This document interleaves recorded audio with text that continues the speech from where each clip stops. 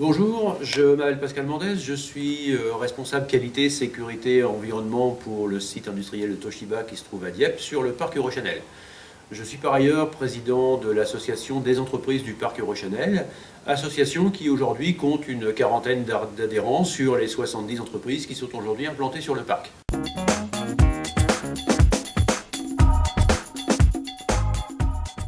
Nous avons intégré ce dispositif tout simplement par bon sens. Bon sens, tout simplement aujourd'hui parce que le développement durable est aussi un gage de compétitivité. Effectivement, aujourd'hui, bon nombre de grands donneurs d'ordre exigent un positionnement sociétal de l'entreprise avant de pouvoir répondre à un appel d'offres.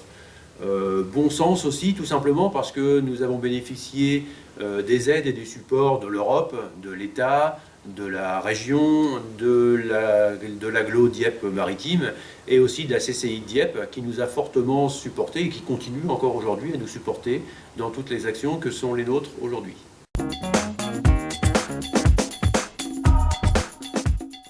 Les conditions préalables et les conditions requises à une telle démarche, c'est bien entendu, et c'est le fondement de toutes les actions, l'engagement fort des chefs d'entreprise.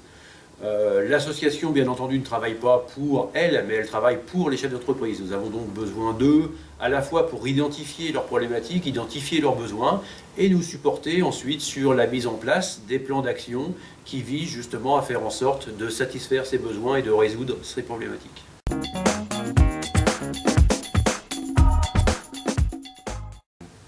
Alors les grandes étapes, elles ont été structurantes puisqu'on s'est appuyé en fait sur les quatre grands axes que nous offre la norme ISO 26000. Ces quatre grandes étapes nous ont conduit vers un plan d'action. Un pré-diagnostic a été établi de façon individuelle dans chacune des entreprises du parc. Puis ces problématiques et ces diagnostics ont été remontés sous forme d'un diagnostic du parc Eurochanel qui aujourd'hui nous a permis de construire un plan d'action que nous conduisons aujourd'hui encore et pour encore, on l'espère, de nombreuses années.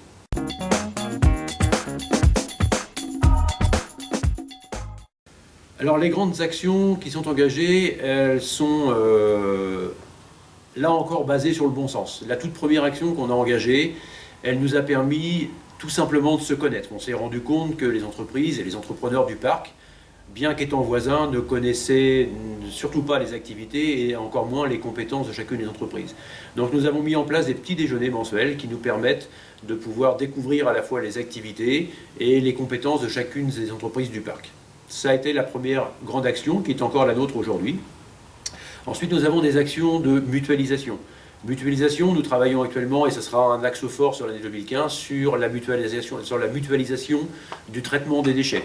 Il est effectivement, il ne serait pas concevable aujourd'hui dans notre vie quotidienne de voir un camion poubelle passer pour aller ramasser la poubelle d'une seule personne dans un lotissement. C'est pourtant ce qu'on fait aujourd'hui dans nos entreprises. Donc l'idée, c'est effectivement d'identifier aujourd'hui la volumétrie et la typologie des déchets qui sont générés sur le parc pour essayer de regarder comment on peut travailler ensemble sur cette problématique. Un autre axe fort aussi, ça va être la mutualisation sur la partie formation.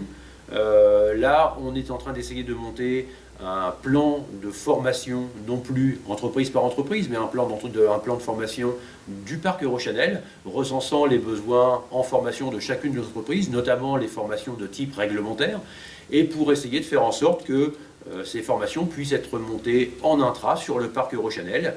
Là, des bénéfices qui sont indiscutables pour les entreprises en termes de coûts de formation, mais aussi un impact environnemental réduit, puisqu'on évitera le déplacement de nos salariés vers les organismes de formation, mais plutôt de faire venir l'organisme de formation sur notre parc pour plusieurs entreprises à la fois.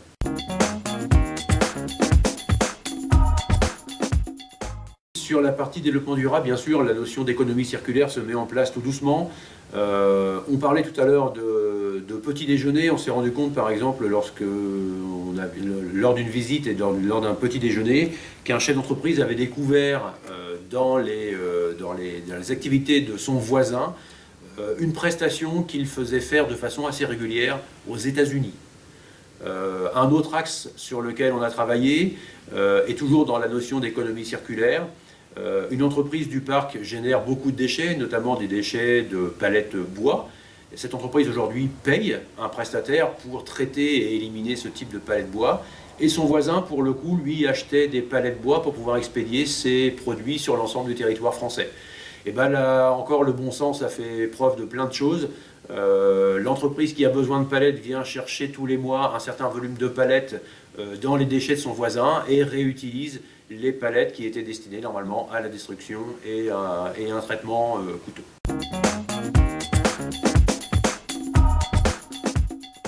Cette notion d'économie circulaire, bien entendu, elle fait partie de notre plan d'action. Ce plan d'action qui est engagé maintenant pour les 3 ans qui viennent a un axe fort aussi sur lequel on souhaite travailler sur l'année 2015, qui est la mise en place d'une conciergerie. Là encore, ce que l'on souhaite, c'est pouvoir mettre à disposition à la fois des chefs d'entreprise, mais aussi des salariés du parc, des facilités, des choses qui vont leur permettre d'avoir une vie encore plus agréable au travail, en passant par des activités notamment de service. Pourquoi pas imaginer du repassage, pourquoi pas imaginer l'entretien de la voiture facilité, et tout ça en essayant de mettre en place des contrats avec des prestataires qui seront eux aussi engagés sur la partie développement durable, comme on l'est nous aujourd'hui sur le parc Eurochanel.